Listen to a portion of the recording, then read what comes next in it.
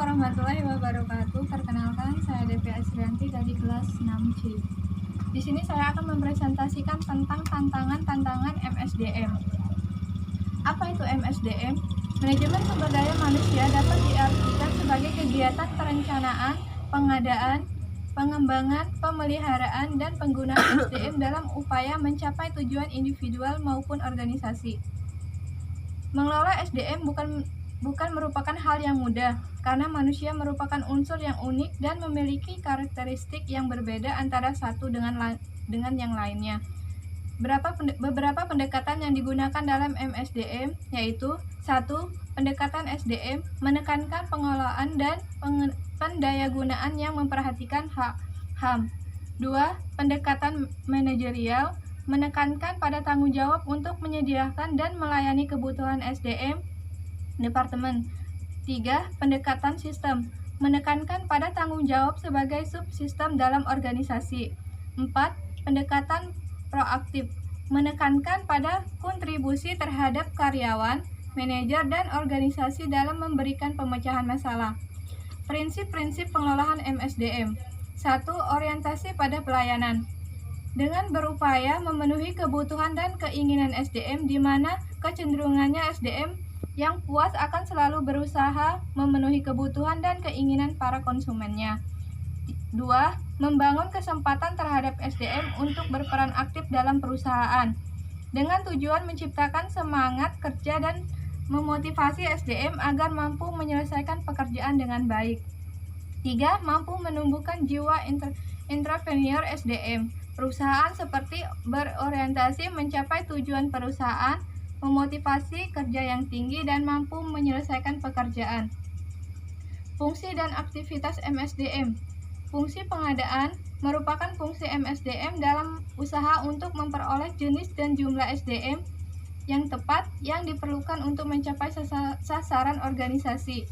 Fungsi pengembangan berkaitan erat dengan peningkatan keterampilan dan kemampuan yang diupayakan melalui jalur pelatihan maupun pendidikan terhadap SDM yang ada. 3. Fungsi pemeliharaan berkaitan dengan upaya mempertahankan kemauan dan kemampuan kerja karyawan melalui penerapan beberapa program yang dapat meningkatkan loyalitas dan kebanggaan kerja.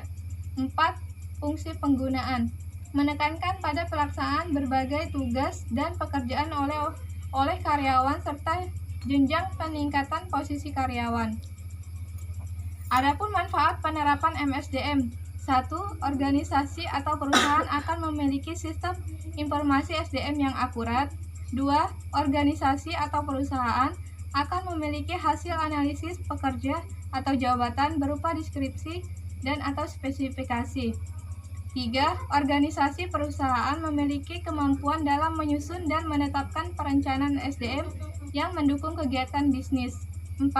Organisasi atau perusahaan akan mampu meningkatkan efisien dan efektivitas rekrutmen dan seleksi tenaga kerja. Adapun tantangan MSDM. 1.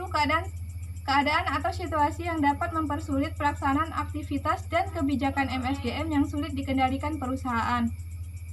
Tantangan MSDM. 1. Tantangan eksternal. 2. Tantangan internal. Tantangan eksternal. Perubahan lingkungan bisnis yang tepat untuk keperluan tersebut. Perusahaan dalam menghadapi perubahan lingkungan iklim bisnis yang cepat perlu menerapkan kebijakan SDM sebagai berikut. 1. Menghindari pengaruh negatif berupa perasaan tidak puas pada kondisi yang telah dicapai perusahaan. 2. Dalam menghadapi perubahan yang mengharuskan penampilan pembiayaan, perusahaan harus berusaha mengatasinya agar dapat mempertahankan pasar atau keuntungan yang sudah diraih. 3. Memberikan imbalan yang cukup tinggi pada pekerja yang mampu melakukan improvisasi yang kreatif. Tantangan eksternal. Keragaman tenaga kerja di Indonesia. Keragaman tenaga kerja bersifat terbatas, terutama yang akan menonjol adalah perbedaan berdasarkan jenis kelamin dan usia. 3. Globalisasi. Dari sudut MSDM berarti mengharuskan dilakukannya usaha mengantisipasi sebagai berikut. Perusahaan harus berusaha memiliki SDM yang mampu mengatasi pengaruh pengembangan bisnis atau ekonomi internasional seperti resesi, penurunan atau kenaikan nilai uang. 4. Peraturan pemerintah. Setiap perusahaan harus memiliki SDM yang mampu membuat keputusan dan kebijaksanaan dan bahkan melakukan organisasi bisnis sesuai dengan peraturan perundang-undang dari pemerintah. Sekian presentasi dari saya. Assalamualaikum warahmatullahi wabarakatuh.